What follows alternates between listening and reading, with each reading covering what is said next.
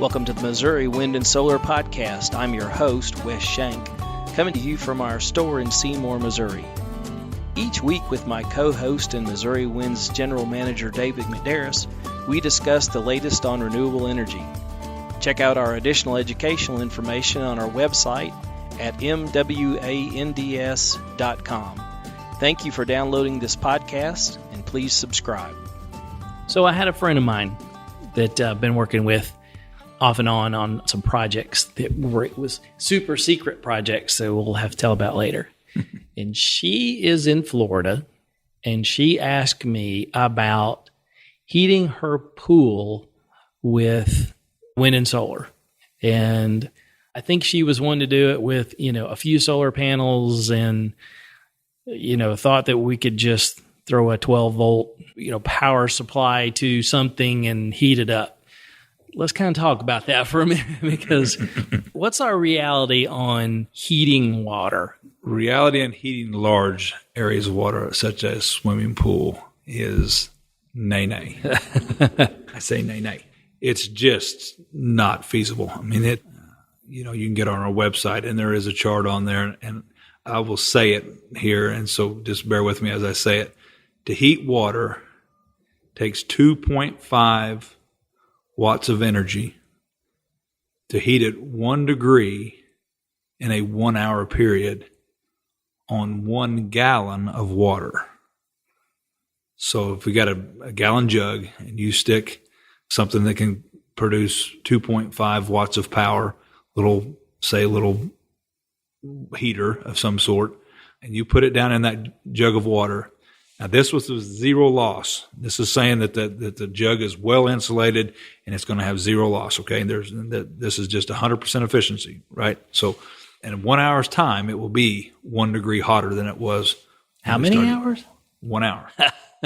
So let's just take that back and say, okay, well, I put 25 watts in there. Well, then it's going to be 10 degrees hotter in 1 hour on 1 gallon of water. Most swimming pools are anywhere from 15 to 25,000 gallons of water. And then you go through a night cycle where the sun goes down. Right. and we're not getting 100% efficiency. We're getting, a whole lot less than that, the heat loss and stuff. So unfortunately, large tanks of water are not, it's just almost an impossible. Not saying it's an impossibility, nothing's impossible. Cost versus return, it's impossible. I mean, it is an impossibility. Now, we do there's many, many uses for them, and we sell tons and tons and tons of them, literally. I mean, we sell thousands of these things a year.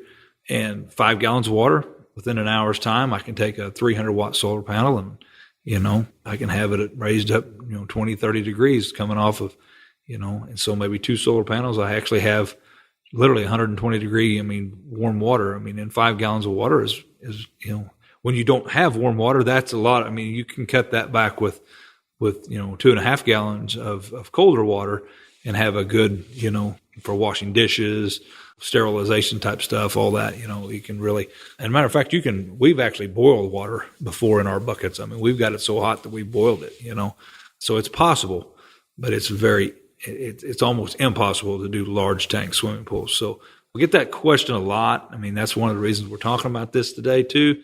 Because we do get this question a lot. I mean, Wes came to me and he said, I've got this gal that she's wanting, and I hated that. I mean, I hate to disappoint Wes, and unfortunately I had to disappoint him on that one. Like, no, it's just not possible. Well, so what can we do with 12 volts coming into it? It doesn't matter the voltage that's coming in so much. We have a 12 volt element, we have a 24 volt element, and we have a 48 volt element. What does matter is that you match them accordingly to the energy that you have coming in. If you have 48 volt solar panels or 48 volt battery bank, and then you want to hook an element up to that, you need to match that. You need to match that element to that. I mean, and there's a reason they make 12, 24, and 48 volt. And it's all to do with the ohms factor on it, the resistance factor.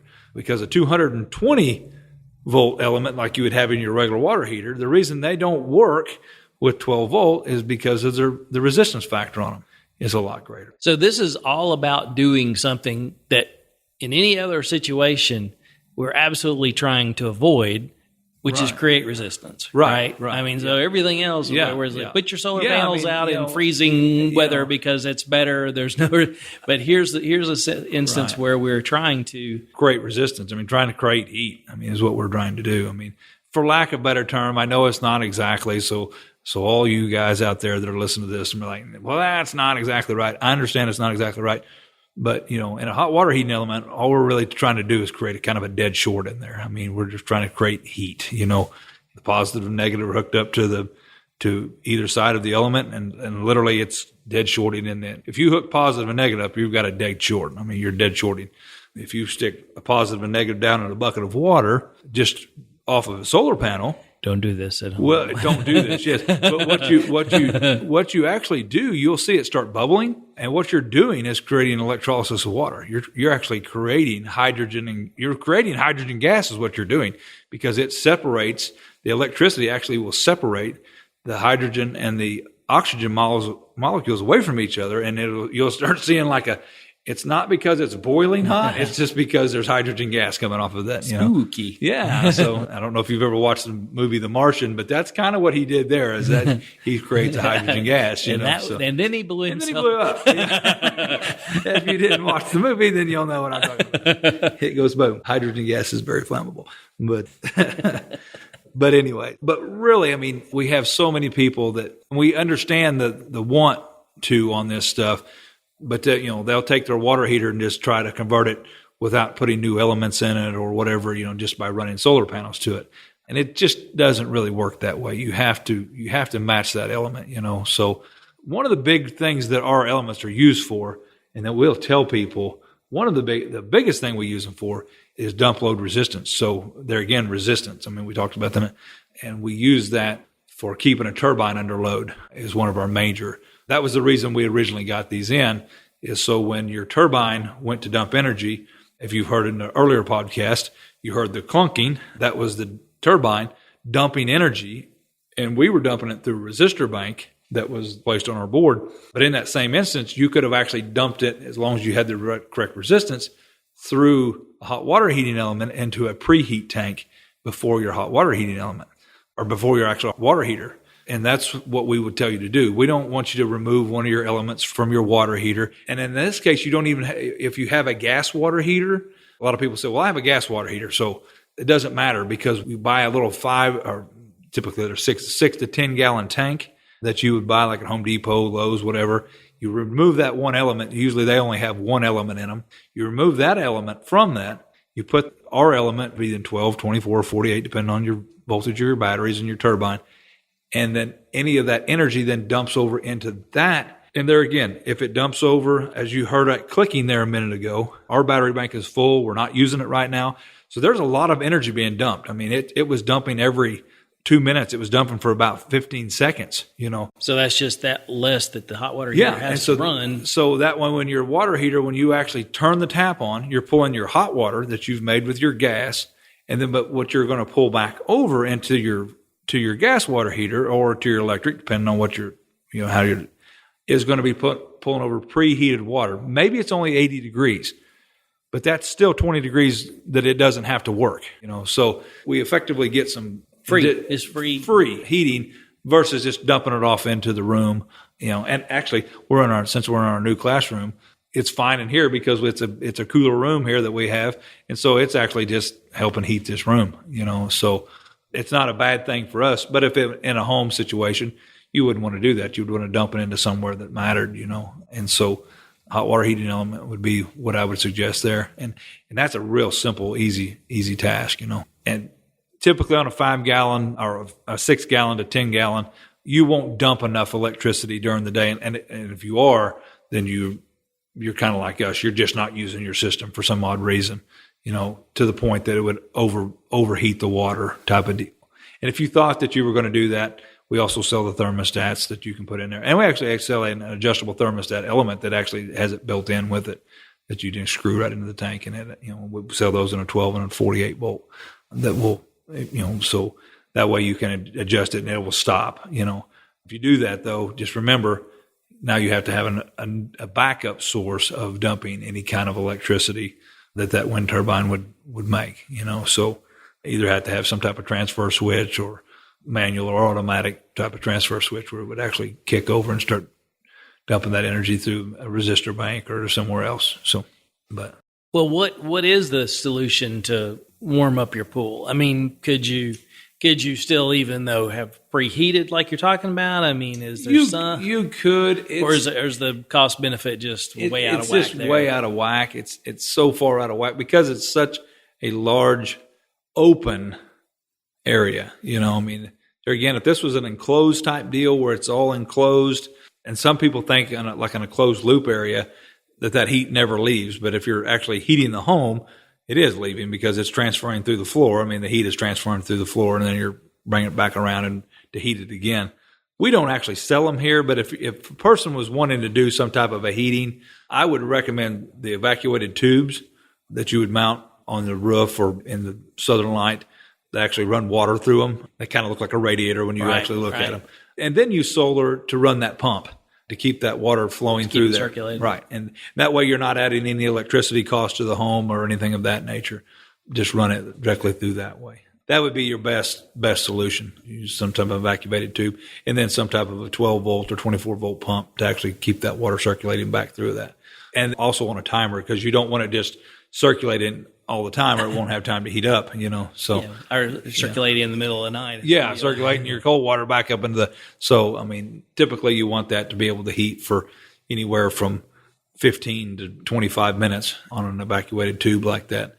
It's actually very efficient. I mean, most everybody that I'm talking to here on this program would know, you go lay your gray or black garden hose in the sunlight for 15, 20 minutes and then go stick your hand underneath it and find out how hot it is in the middle of the summer. It's going to be hot, Even that in this time of year when it's only getting up to 70 degrees, you'll put your hand under and it'll be 80, 90 to 100 degree water coming out of that thing in just a very short order of time, So that's how I would recommend on the larger things of such as pools and things of that nature. But stock tanks, things of that nature, we do have some people use them in that. They'll use a couple elements, just trying What about is the max stock tank size that we could recommend? The 2x4 oval, I say oval, I kind of consider it pill shape, it looks like a pill. That's about as large as one. And I think they're 300 gallons. I think if you look that up, they're 300 gallon. Okay. So if you had something bigger than that, would you do multiple units in there? Over that, it's just going to be so hard to get the cost. I mean, you're going to have so many solar panels out there to try to even get the cost. At that point, what would be best? And this aeration. Well, aeration for one. Two, the best thing you could do if you're needing to run and for sure have something that's melting, the best thing you can do in that situation is find if you're close enough to electricity, right? I mean, you're close enough to, and most of the time you are. If you're close enough to the home, is to use that energy from the plug or from a power cord, and then either grid tie back.